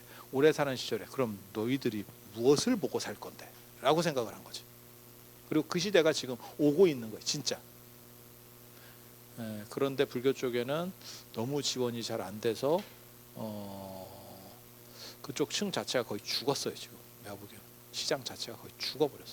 안타깝지. 그래서 박사학위 받은 사람은 예전보다 훨씬 늘어났는데 실제로 앞에서 나와서 들을 만한 얘기를 하는 사람은 더 줄어들었다. 야, 이게 참 놀랍지. 놀랍지. 제가 그런 얘기 하거든요. 불교 전체가 사실은 버스 노선 운영하듯이 해야 되는데 이 개념이 없다. 버스 노선 어떻게 운영하는지 아세요? 정부에서 흑자 노선 몇 개를 주면 적자 노선을 같이 끼워줍니다. 네가 무조건 이걸 돌려. 이렇게 가는 거지. 아니 맞잖아. 그럼 정부에서 적자 노선만 보존을 계속 해줄 수는 없잖아. 그러니까 돈 많이 되는 거를 주고 이거는 기간 산업이니까 세울 수는 없잖아요. 그러니까 안 되는 걸 네가 몇 개 네가 몸으로 때워 흑자에서 때워 이렇게 가는 거잖아요. 사실 이 불교도 사실은 그렇게 가야 돼요. 종교도 그걸 안배를 해야 되거든요. 이거는 투자 산업인데 이쪽에서 흑자가 나는 쪽에서 띄어서 넣어야 돼. 뭐 이런 생각들을 해야 되는데 사실 그게 안 됐어요. 그래서 안타깝지. 저 같은 사람이 뭔가 원력을 세워서 교육 쪽을 환기를 시켜보려고 노력은 하고 있지만 힘들지 혼자서. 그 인생이에요 인생. 부처님 같은 뭐 대단한 사람이 하나 나오면 상황을 역전시킬 건데 우리는 뭐 그렇게 되는 게 아니니까. 그래도 나름 원력이 있는 거는 뭔가 체계라도 하나 갖춰서 그런 사람들이 나올 수 있는 구조를 만들겠다. 저는 개인적으로 큰 스님이 나오는 것보다 조직적인 뭔가 시스템이 갖춰지는 게 더 바람직하다고 생각해요. 큰 스님이 나오면 잠깐 떴다가 끝나 불교가. 그런데 그 시스템이 맞춰지면 어느 정도 안정적인 사람이 계속 등장할 수 있는 거야. 그러니까 큰 스님이 100이면 시스템은 100의 사람을 만들어내지는 못해. 하지만 80의 사람을 찍어낼 수 있지. 그게 많은 게 현대사회에서는 유리한 겁니다. 그리고 그거는 사실은 교육과 관련돼. 그냥 넋두리 없고요. 상업이 발전하면 무슨 일이 벌어지느냐? 돈을 가진 사람들이 생겨나지. 지금도 우리나라에서 제일 강력한 집단 누굽니까? 세 집단이 강력합니다. 한국에서 세 집단이 강력해요. 하나는 정치 집단. 정치 집단 강하죠. 뭐 국회의원 뭐 강하잖아. 국회의원. 뭐 정치 집단 강력하고 그 다음에 재벌 집단 강력하죠. 종교 집단도 강력합니다. 생각보다 쉽지 않죠. 종교도 쉽지 않죠. 예전으로 거슬러 올라가면 정치 집단이 훨씬 강했습니다. 우리 동아시아에서는 황제, 임금 강했죠. 종교보다 세잖아. 맞죠? 종교 쉽게 안 죽습니다. 조선 왕조에서 500년 동안 조패서도 불교가 아직도 우리나라에서 첫째 둘째 가는 종교인 거예요. 안 죽어. 얼마나 강한지 알 수 있겠죠. 그리고 정부를 제외하고 국가를 제외하고 가장 많은 토지를 소유하고 있는 게 불교입니다. 지금 현재 제일 강력한 권력은 어떤 권력인 것 같아요? 이 세 개 중에서 나 이 세 개 중에 하나 선택하라고 여러분에게 권한을 줘. 뭘 것 같아? 정치? 아니, 답이 꼭 있는 건 아니에요. 그냥 해봐. 너무 그렇게 이렇게 멀뚱멀뚱 보지 말고. 재벌? 재벌 할래? 다시 태어나면 재벌 하고 싶어? 국회의원 하고 싶어? 국회의원? 종교인 할래? 종교인도 뜬 종교인. 그냥 쩌리 말고 뜬 종교인 할래? 어떤 거 할래? 어떤 게 좋아? 재벌이 제일 강해요. 지금 현재는 자본주의 사회에서는 재벌이 가장 강합니다. 네가 재벌이 가장 강한 줄 어떻게 아느냐? 정치인들 잘 나가는 사람들은 진짜 잘 나가죠. 잘 나갔다가 그 뒤에 감옥에 갑니다. 다음 때, 그러니까 내 아들 때는 둘째치고 자기 당대에 깜빵에 갑니다. 한국 대통령사가 전 세계 민주주의에서 엄청난 똘틱으로 유명하거든요. 대통령과 관련해서 감옥에 가거나 감옥에 갔다 온 사람이 대통령이 되거나 감옥에 안 가면 죽거나. 야, 세상에 이런 집단이 다 있어. 멀쩡하게 끝나는 사람이 별로 없어요. 이게. 야, 제가 알기로 박정희 대통령, 그 다음에 저 김대중 대통령 이런 분들이 사형수, 무기징역수부터 시작했거든요. 사건은 달라. 박정희 대통령 같은 경우는 그게 친일이었고, 김대중 대통령 같은 경우는 민주화였었고, 정치 얘기를 하는 건 아니에요. 그리고 대통령이 됐어. 그리고 노태우 대통령, 누구야, 전두환 대통령은 끝나고 나서 무기 사형 언도받은 거 아니요? 제 기억이 맞으면 몰라. 저 정확하게 그런 거 막 정확하게 기억하지는 않으니까. 그리고 그 뒤로도 여러분이 들어갔다 나오셨죠. 국가를 위해서 헌신했기 때문에 우리가 몇 년 더 국가밥을 먹여드렸잖아. 그거 되게 특이한 거예요. 이거 진짜 전 세계 대통령 역사에서 이거 굉장히 특이한 거야. 대통령만 끝나면 이게 불안해. 이거 가는 거 아닌가? 우리나라는 이래. 한편 재벌은, 그리고 그걸 세습하려고 했었던 분들도 있었죠. 대통령도 권력을 어느 정도 이상 세습하려고. 그게 이제 김영삼, 김대중 대통령이 그런 부분들이 좀 있었죠. 그리고 욕 태바가지로 먹었었죠. 기억 안 나세요? 있었잖아요. 김영삼 대통령 때는 뭐 소통령 이랬었고, 그 김홍업 씨인가 그분은 뭐 국회의원도 하고 뭐 비례대표인가 뭐 해서 했었죠. 기억 안 나셔? 그냥 있는 얘기를 하는 거야. 씹으려고 하는 거 절대 아니야. 그냥 특이하다는 얘기를 하고 있는 거야 지금. 특이하다는 거. 그렇게 해서 뭘 세습까지는 아니더라도 권력을 이렇게 어느 정도 이렇게 좀 해보려고 했는데 웃기고 있네 이래갖고 우리가 다 조졌죠. 그거는 안 돼. 야, 그거는 안 돼. 이러면서 다 날렸잖아요. 그 사람들을. 김영삼 대통령 아들이 누구지? 갑자기 기억이 안 나네. 예? 김현철. 맞아. 잘 살고 계시는가? 카톡 넣어봐. 잘 계시는가?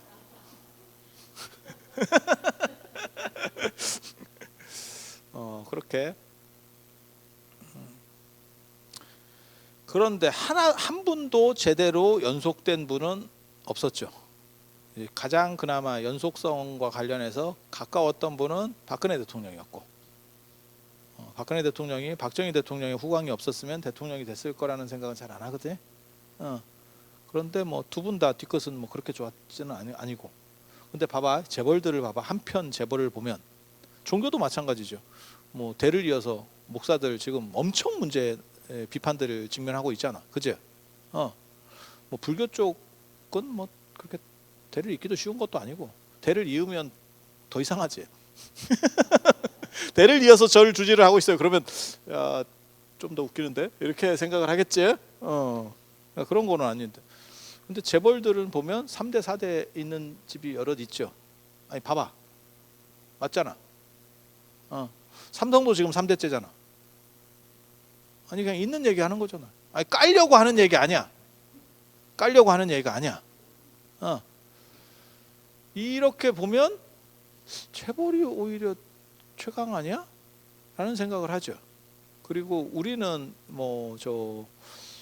이재룡 회장이나 이런 분들을 약간 이렇게 경시하는, 한국 사회가 특징적으로 재벌을 약간 경시하는 문화들이 있는데, 그분들이 외국에 나가면 아주 큰 나라가 아니면, 아주 엄청나게 강국 아니면 거의 국빈급 예우를 받습니다. 진짜야. 국빈급 예우를 받습니다. 우리는 이제 여차하면 저걸 한번 넣어야 되나, 자꾸 이런 우리는 그 정서가 있어. 자꾸 그런 걸 하는데 외국에서는 좀 다르지. 특히 자본주의가 발전한 미국이나 유럽 쪽 같은 데는 사실은 재벌에 대한 대우가 틀리죠. 이유가 뭐냐면 그분들 때문에 경제 성장이 된다라는 생각들을 하기 때문에. 그러니까 입장이 약간 달라. 저는 우리 한국 사람들의 생각이 꼭 잘못됐다고도 생각하진 않거든요. 왜? 재벌의 발생 과정을 보면 미국이나 유럽의 재벌은 자수성가해서 자기가 진짜 머리 좋아서 정경유착을 해서 올라온 것도 아니고, 테슬라도 그렇고. 정경유착은 뭔 정경유착이야. 맨날 욕 먹으면서 트럼프랑 싸우고 이러면서 계속 구협을 하고 있던데 맞잖아. 트위터에다가 트럼프 또라이 이런 식으로 쓰고 있는데 무슨 정경유착을 하겠어. 안 두드려 맞으면 다행이지. 물론 지그들도 나름의 고리는 있겠지. 근데 한국 재벌이 성장할 때 같은 건 아니었다는 얘기를 하고 있는 거예요. 한국 재벌은 어떻게 성장했어? 저는 진짜 럭키 생각하면 억장이 무너진다. 지금도 럭키 금성이었잖아요. 럭키 치약, 럭키 칫솔이 전매청 같이 했어. 담배 팔듯이. 우리 어렸을 때는 그냥 치약 주세요, 칫솔 주세요지 메이커가 없다니까. 다른 게 없어. 선택권이 없어. 그래서 외국 같은 데 누가 나가가지고 갔다가 오면 콜게이트 치약을 하나 줬어. 80년대 중반 넘어가면서 치약이 다양해졌지. 그전에는 단일 품목이에요. 이게 무슨 전국을 한 놈이 10몇 년을 계속 그것만 팔아먹어. 그러면서 재벌이 못 될 수 있어? 야, 나한테도 생필품 중에 하나를 주고 너 혼자 전 국민에게 팔아먹어. 야, 나도 재벌 되겠다. 야, 걔도 재벌 되겠다. 걔도.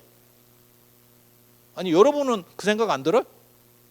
그렇기 때문에 우리는 재벌들에게 사회적인 책무가 있다라고 말하는 거예요. 한국은. 현대도 마찬가지죠. 독점적인 것들을 많이 했죠. IMF 때 기아차를 인수한 게 현대가 제일 잘한 것 중에 하나거든요. 기아차를 인수한 거. 근데 기아차를 인수하는데, 기아가 그때 부도 났잖아. 97년인가 98년에 아시잖아요, 다. 그때 부도가 났는데 그거를 대우도 날라갔고, 그때 날라갔을 때 기아를 해외에 매각하려고 그랬어. 왜? 어차피 정부 입장에서는 망한 거 돈 더 받는 거를 받는 게 맞으니까. 근데 현대가 뛰어들어서 뭐라고 얘기했냐면 국내 기업이 가지고 있는 게 유리한 거 아닙니까? 이렇게 논리를 폈다고. 그 말도 맞지.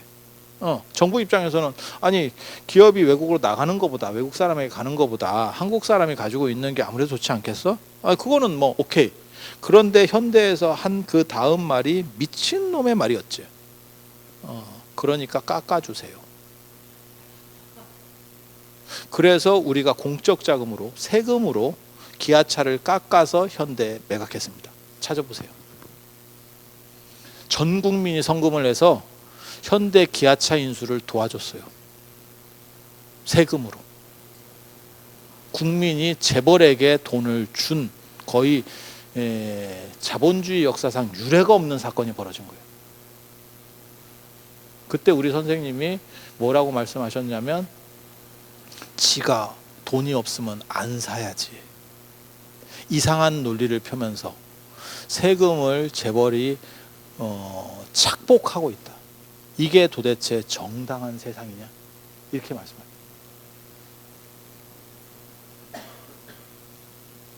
아니 진짜 기사 찾아봐. 그때 뭐 다 인터넷 있던 시절이어서 지금도 찾으면 나올 거예요. 야, 그래놓고 분리하면 고용을 뭐 어떻게 한다는 등 뭐 다른데 공장을 짓는다는 그거는 안 맞는 거지. 그래서 한국 재벌들은 카카오 이런 거는 나는 관계가 없다고 생각해. 카카오나 이런 거는 그냥 지 멋대로 해도 우리가 고맙습니다를 해야 되는 입장이야. 카카오, 네이버 이런 거는 왜 그런 식으로 큰 기업들이 아니거든. 현대만 해도 여러분 아시잖아. 내수에 더 비싸게 팔아먹은 놈들이에요. 차를. 미국에 쉽게 말해서 100만 원을 받으면 한국에는 120을 받았어. 철판도 더 후진 걸 쓰고. 아니 맞잖아. 그렇게 해서 독점으로 한국에서 계속 팔아먹었던 놈들이에요. 그래놓고 지그들이 재벌이 돼가지고는 딴소리를 하면 안 되지. 우리가 키운 어떻게 보면 국민기업인데 그렇게 하면 안 되는 거예요. 그래서 한국의 재벌들은 저는 두 가지 층위가 있다라고 보는 거예요. 하나는 뭐 네이버라든지 카카오라든지 뭐 다음이네 카카오네. 그런 식의 기업들, 자기가 머리 굴려서 머리가 좋아서 따삭해서 올라온 이런 대기업들은 이런 사회적 책무가 없어도 돼. 그냥 우리나라에 존재해 주는 것만 해도 고마워. 그러니까 유럽이나 미국에서 재벌을 대하는 태도로 대해야 된다라고 생각하는 거예요. 하지만 현대나 삼성이나 LG 같은 그런 기업들은 그런 기업하고는 다르다고 생각하는 거예요. 그리고 그런 기업들이 재벌의 대부분입니다. 정경유착과 독과점을 통해서 재벌이 된 기업들. 그래서 그 사람들은 사회적 책무를 해야 된다고 생각해요.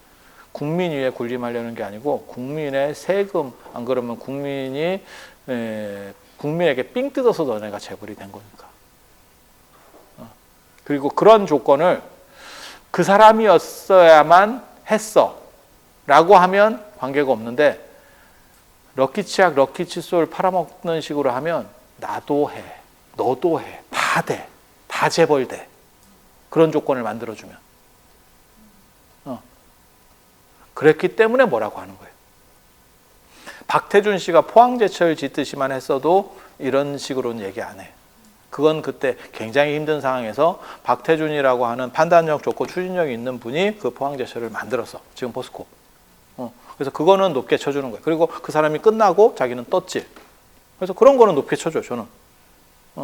그런데 전 국민을 상대로 삥을 뜯어먹고 자기네들은 3대, 4대째 지금 해먹고 있으면서 조금 불리하면 공장을 밖으로 빼. 이거는 아닌 거예요. 자, 여기서 말하는 재벌들은 실제로 돈을 자기네들이 머리를 써서 대상무역을 해서 번 사람들이야. 그리고 재벌, 이게 대상무역을 하는 사람들의 특징이 뭐냐면 신분이 높지 않아요. 신분이 높은 사람이 불안전한 이렇게 실크로드 타고 왔다 갔다 하게 해서 죽을 고비가 막 생기는데 안 가지. 돈 있는 놈이 왜 가? 그렇잖아. 그 얘기는 뭐예요? 쩔이라는 뜻이죠. 쩔이. 개뿔도 아닌 사람들. 그런 사람이 돈을 많이 벌었어. 그 다음에 나타나는 욕구는 뭘까? 내가 진짜 그냥 개뿔도 아닌 사람이었는데 갑자기 내가 1,000억 1조를 벌었어. 뭐 내가 머리를 막 굴려가지고. 그 다음엔 뭐 어떤 식으로 이 사람의 행동이 나올까? 신분 상승의 욕구가 작동합니다. 오늘날은 그런 욕구가 그렇게 크게 작동하지 않아요. 왜? 신분제가 없어졌잖아. 근데 예전에는 신분제가 있었잖아. 허생전 생각하시면 됩니다. 허생전 생각하시면 됩니다. 올라가고 싶은 거야. 올라가고 싶은 거야. 이해가 되죠? 그러면서 신분 계급이 흔들리기 시작해. 그래서 부처님께서는 무슨 말씀을 하시냐면 노력해서 그 신분이 중요한 거지. 네가 어떻게 노력했느냐가 중요한 거지. 어떤 신분으로 태어났느냐는 중요한 것이 아니다. 그 시대를 반영하는 얘기입니다. 그랬더니 사람들이 그런 식으로 신분 계급에 대해서 약간 부정적인 사람들이 브라보 하면서 이쪽 편으로 드는 거지. 이해가 됩니까? 이런 식의 구조들이 나오는 거예요. 그래서 이런 얘기를 이제 오늘은 시간이 다 됐으니까 이런 정도 하고 다음 시간에는 45페이지부터 이어서 할 수 있도록 세 번째 시간 45페이지부터 할 수 있도록 그렇게 하겠습니다. 자, 마지막으로 인사나 하시죠. 자, 반장님 합장을 해야지. 자, 들어주셔서 감사합니다.